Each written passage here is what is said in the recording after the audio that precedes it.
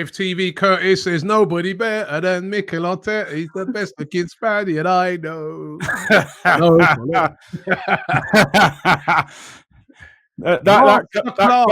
that COVID's messing with your mind, man. I'm telling you.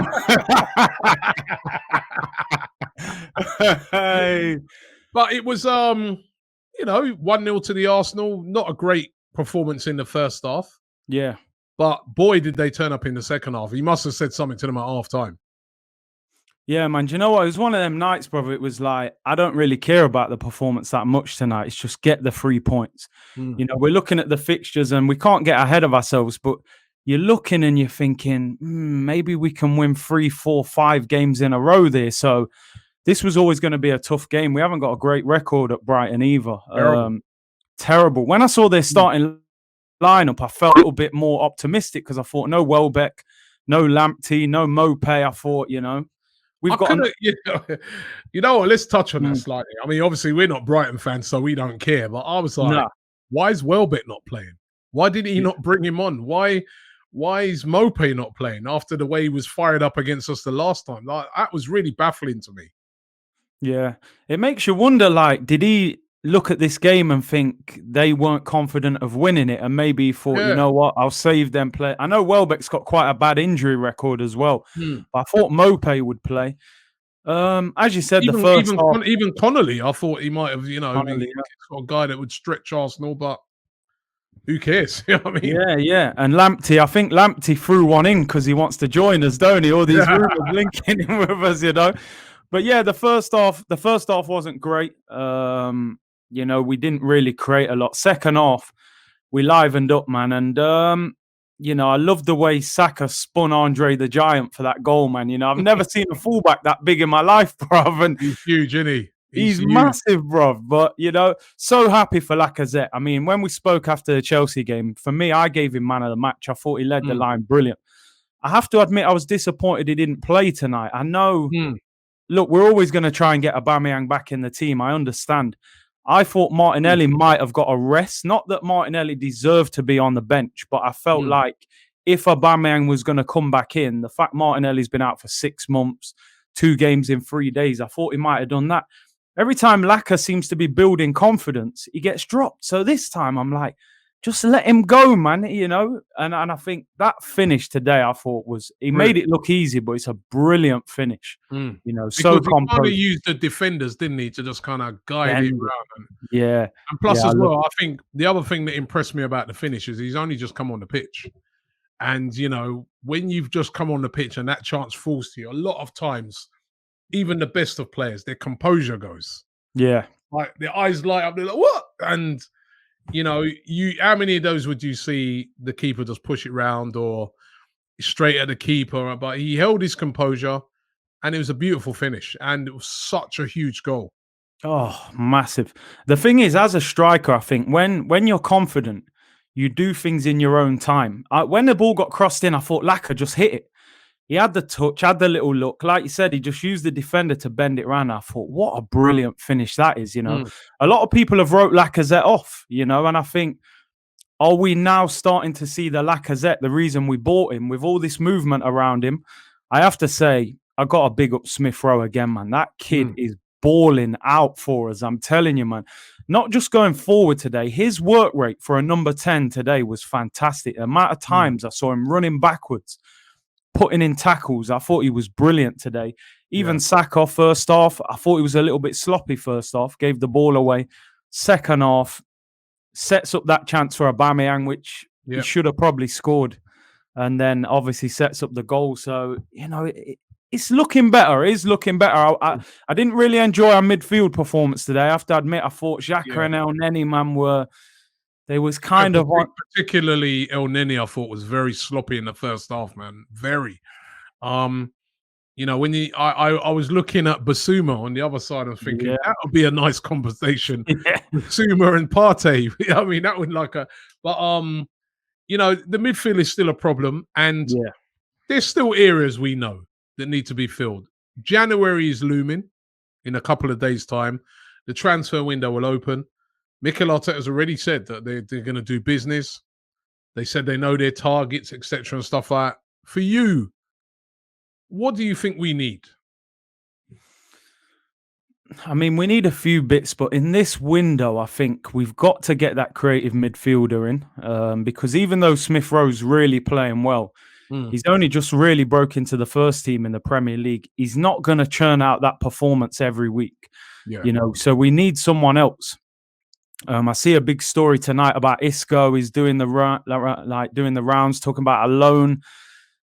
People are a little bit mixed on that. Isco's a player I loved a couple of years ago. Seasons ago, he was absolutely world class. I'm not too sure. He's been in the doldrums for so long. Yeah, I mean, who wouldn't be when you're just sort of playing second fiddle at Real Madrid? But a loan deal, maybe. On loan, I would take it because I look at it like this. They're saying Aouar is going to be difficult. Leon are top of the league. So he probably doesn't want to move now. Buendia, you know, Norwich are trying to get promoted. Are they going to sell one of their best players in January? That's a difficult deal. I don't really want Ericsson. Isco on loan for 6 months. To me, I would take a gamble on it. It's better than getting nothing. And if we, you know, James Rodriguez, a lot of people would have looked at him the same way. Oh, he ain't done nothing for years. We don't want him. He's come to Everton. He looks like a different player. I would take a chance on Isco for 6 months. I think there's one or two other areas. I'd like a centre-back, a right-back, but I think they're possibly more longer-term solution.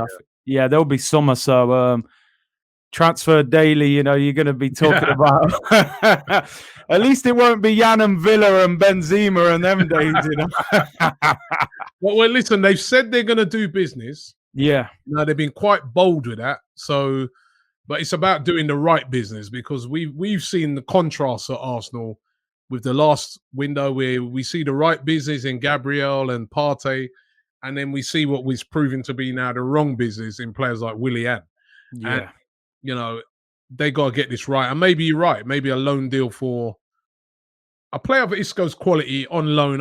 Listen, nobody could turn that down, surely. No. But it's I don't know. It's a really, January is always a really difficult month. And Isco, would he hit the ground running?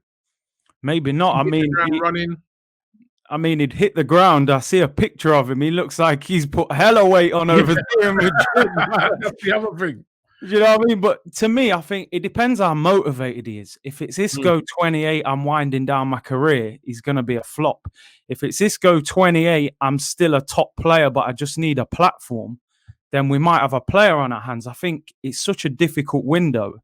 It's worth taking that chance. I see West Brom lost 5-0 tonight. We play them at the weekend. I really hope we catch them on the back of that negative performance because... Well, I already said to a couple of the guys today, I said, expect the lowest of blocks. Yeah, from Big a low block after them losing 5-0 Sam Allardyce team.